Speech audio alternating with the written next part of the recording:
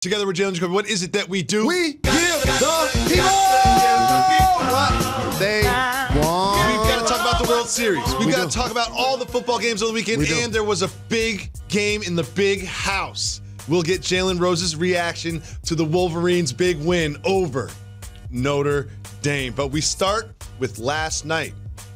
Big game on Sunday Night Football. The Packers take on the Chiefs. It was going back and forth and back and forth and back and forth, and Aaron Rodgers was making Aaron Rodgers type plays. Jalen, I know you know the one that we're going to discuss, but Aaron Jones.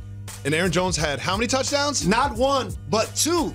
Aaron Jones was amazing. Aaron Rodgers was amazing. And there was also the play that we all just left in awe. And on Get Up this morning, they were calling it the best play ever thrown when he was falling, being held down, and then hit in the back of the end zone. Jalen, what do you see from Aaron and Aaron from the Packers? So first and foremost, I remember on this program last year lobbying for Mike McCarthy to give the ball to Aaron Jones. And you teased me because you were like, he must be on your fantasy team. Mm-hmm. And I was like, no, it's because he's really good. Was he on your fantasy team? No, he wasn't. And the other thing about rooting for a team in that division, I get a chance to watch these squads up close and personal, not just when they're on the national stage. And I knew he could ball. They kept him off of the field because they felt like in passing downs, he couldn't protect and he couldn't route run. But he had 158 yards in receiving in the game. How about that? He could route run. He can route run. And so for him now getting that opportunity with Devontae Adams out, Aaron Rodgers and Matt LaFleur are doing a terrific job of getting the ball to their playmakers. Mm-hmm. And he's the guy that they've been featuring. Aaron Jones had a great game, so did Aaron Rodgers. I've said before that this is the best team in the NFC. There's a lot of good performances from NFC teams over the weekend. You ready to join me as the Packers were the best team in the NFC? I'm not ready to join you there yet. They deserve to be in the conversation, and rightfully so. Mm-hmm. But the one thing I want to caution people about calling that play for Aaron Rodgers, the touchdown pass, the greatest throw ever. Mm-hmm. I've seen Aaron Rodgers throw Hail Marys against I've seen Aaron Rodgers do a lot of other things. There's a lot of recency bias in sports media. No, hold on, no.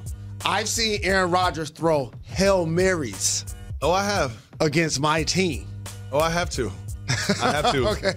Well, now we go from what I think the best team in the NFC to what is objectively the best team in the AFC, and that is the New England Patriots, who played the Browns. And Jalen Rose, the Patriots defense was absolutely insane in this game. They forced turnovers in 3 straight plays. The Browns were riddled with penalties. Jalen, I've been resisting asking this question for quite some time.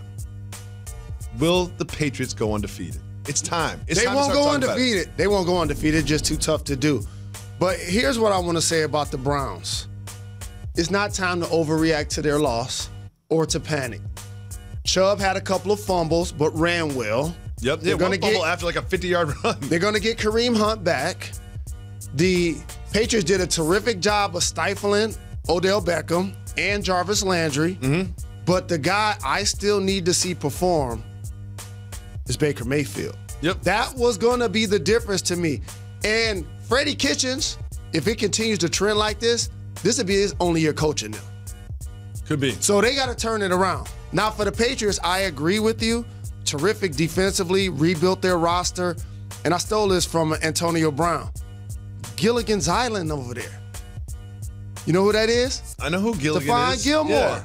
Okay, he got an island over there. Gilly's Island. I thought you asked me if I knew who Gilligan was. Okay, that's why I had to slow it down for you.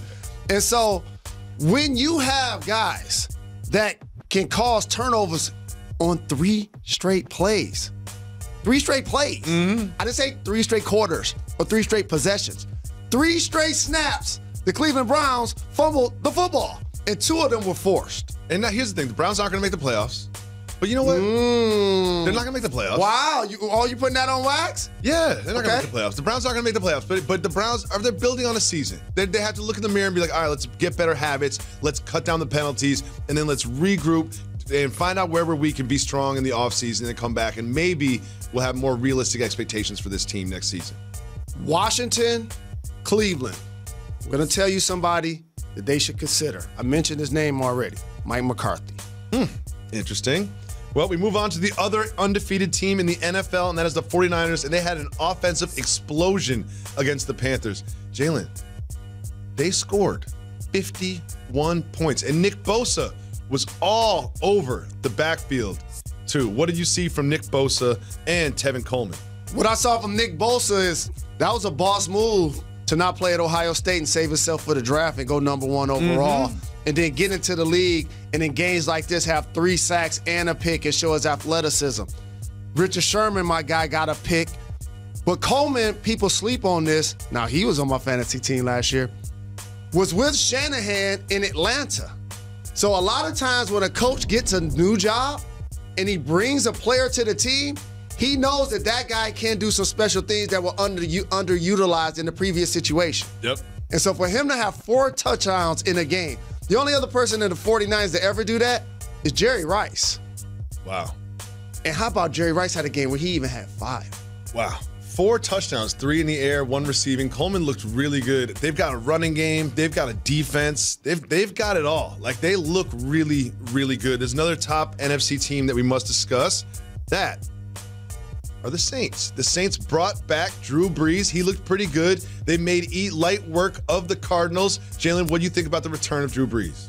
The versatility in their backfield, Latavius Murray running the football, catching the football. They were playing without Alvin Kamara. Thomas, arguably the best route runner in the league, went over 100 yards. But it was great to see Drew Brees back playing and leading the football team. Yeah, Latavius Murray played great.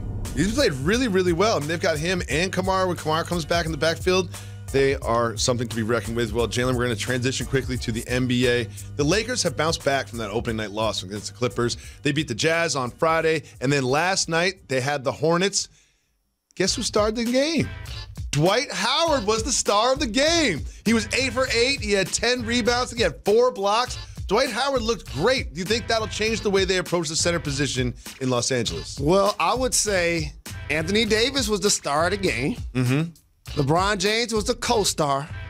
But it was great to see Dwight go 8 for 8, play quality minutes, and reinvent himself. You know, I talk about this a lot, Jacoby. Everybody wants to be all-time great, all-NBA, all-star, all of that. But the biggest compliment you could play a player is veteran. Exactly. And for the last couple of years, Dwight Howard didn't have an identity in the league. He's been on the edge of the league the last couple of years. Right? But if you look at his performance, though, he was playing well. He was injured last year, too. Correct. And so now, all of a sudden, you put him in a situation where he's had a second chance in L.A., he's been humbled, and he sees an opportunity to win a championship. And this is a Lakers team still playing without Kyle Kuzma. And that's what I was talking about. Their size and their bulk can be an issue for any team they face once they get healthy. It really can be. And here's the thing I liked about Dwight is it wasn't just he went 8 for 8 and had those blocks and rebounds. It was he looked spry. You think about aging centers in the league. Like, you look at aging centers don't usually look that athletic and that bouncy and quick. Like, it was the way that he did it really impressed me, not just that he did it. One reason why. First off, Dwight Howard as a center has always been uber athletic. Remember, he won the dunk contest. It's also not that tall. Like, people don't talk about that either. And the other thing that I noticed that he did, as you start to get older, you drop weight.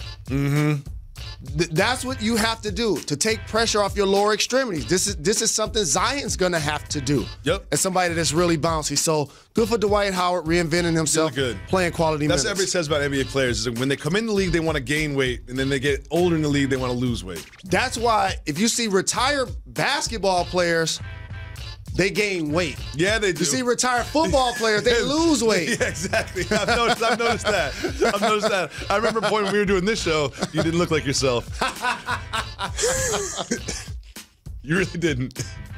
I'm glad you're back, though. You look great. You look great, Jalen Rose. Hey, I love Kangaroo Jalen, too. Kangaroo Jalen's great. He has a place in my heart. Somewhere there's like a donation center that has a bunch of suits that just don't fit you anymore. I have them. You still got them just in case? I'm giving them away now. Just in case? I'm giving them away now. Listen, you're a few bad months away from going right back into those I ain't going suits. back. I'm married now. I ain't going back. Every time in sports and pop culture there's a video that needs detailed analysis, you and I go to the table.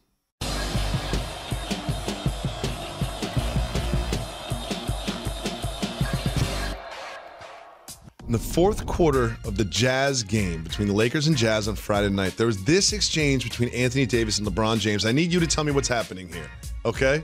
So there he is. There's LeBron. Everything looks, everything seems okay. And Anthony Davis over there hollering at him. He said, "Your hair." Yes. He said, "Your hair." And he kind of gestured at the head. If you watch the whole thing. But he trying to do it smooth. He like, I ain't playing. He like, dog, I'm trying to tell you. LeBron like, get back. LeBron think he's trying to clown him. Look. He like, hey. Like I'm trying to tell you. Watching this. Like, I'm trying to tell you. So that's Anthony Davis telling LeBron to fix his hair in a game. Is that good, being a good teammate or kind of calling out your teammate? That's being an excellent teammate. Okay. Because that's a superstar basketball player named LeBron James playing on a big stage, Los Angeles, the Lake Show, and he had a hair patch issue. He's got something new going on. Like the headband covers it up. It covers a lot of things, but it also, you got to keep it on the entire time. Correct. Like he can't adjust the headband mid-game. That's what happened. It was like LeBron James just gone to the tunnel. It's like, oh, he's not hurt. He's not hurt. Don't worry, he's not hurt. He's got to adjust the headband. He can't do that in front of everybody. But I got to tell you this. Probably one of my favorite pieces of video over the weekend was watching LeBron James and Dwayne Wade celebrate their sons playing basketball at the same time. Oh, that's got to be so nice. Hey man, that made me feel so good. Like, I can't front. As somebody that father was the #1 pick in the draft and I never met him, for me to see that visual, it was so very touching. It's got to feel so good when like one of their sons passes to the other one that gets a bucket. They must just look at each other and just want to cry. I would cry. And like, I'm trying to do a better job of posting stuff on social media. I try to be a television star, not a social media one. But when I saw that, that's what gave me the courage, I would say, to post the video that I post about meeting my father for the first time. Oh, that's nice of you, Jalen. Just imagine. Jalen Jr. Just imagine, Jalen. Jalen Jr. Practicing.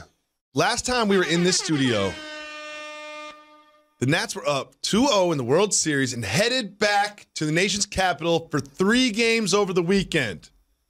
Things changed over the weekend. We'll break down the World Series and much more right after this. Got to give the people